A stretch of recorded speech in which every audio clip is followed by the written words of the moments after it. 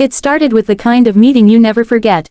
The air in the HR office was heavy, the kind of silence that makes you hear your own heartbeat. My manager sat across from me, her lips curled into a smug half-smile that told me everything before she even spoke.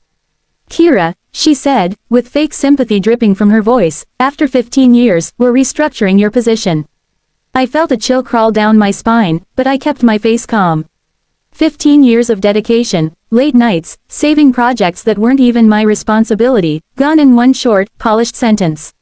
"Clean out your desk by Friday," she added. I forced a polite smile and simply replied, "Completely understand." But deep down, I already knew something she didn't. Monday was going to be fun. As I walked out of that glass office, the fluorescent lights of the hallway seemed harsher than usual. My hands were trembling, but not from sadness, this was something else. Rage and clarity mixed in a strange, electric way. I had given half my life to that company. I trained new hires who later became my superiors. I stayed loyal when competitors offered better pay.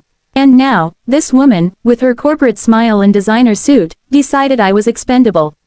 But the truth was, she had no idea how much of the company's foundation rested quietly in the spreadsheets, systems, and strategies that only I understood.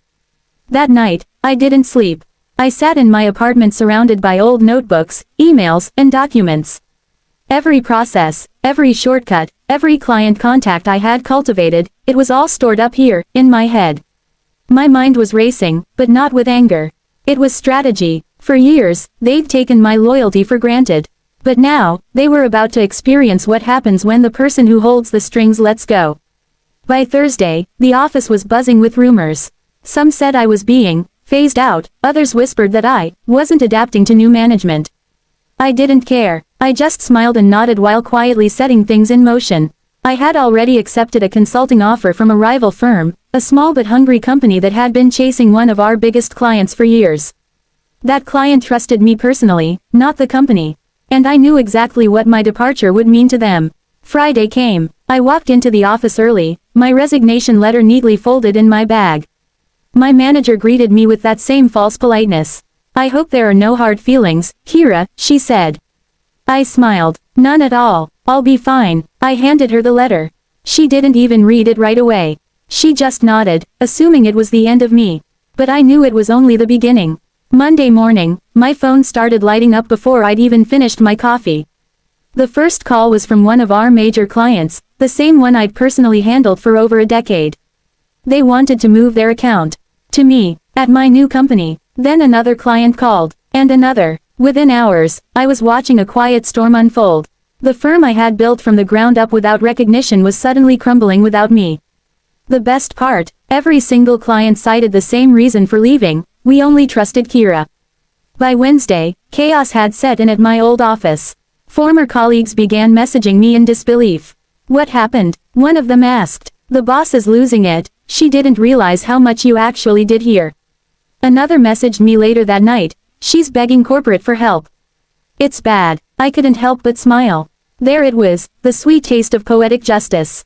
But I wasn't finished yet. See, my new employer wasn't just happy to have the clients. They gave me full creative control over restructuring their own internal systems. And guess what? I modeled their framework based on everything my old company did wrong. I made sure every weakness I'd witnessed over 15 years became our competitor's strength. My manager had replaced me with a cheaper, inexperienced hire, someone who barely understood the systems I'd built. So while my old team was drowning in confusion, my new team was thriving on efficiency and confidence. Weeks later, I heard that my old manager was being restructured herself. Corporate had lost faith in her leadership after the client fallout. She had gone from smug to desperate, blaming everyone around her. But it didn't matter anymore. I had already moved on. When I walked into my new office, sunlight spilling through the tall windows, I felt a sense of calm I hadn't known in years. It wasn't just revenge, it was freedom. I sometimes think about that moment in HR, the way she looked at me like I was a problem being solved. I realize now that she did me a favor. Without her arrogance, I would have stayed loyal to a place that never truly valued me. Her cruelty forced me to rediscover my own worth.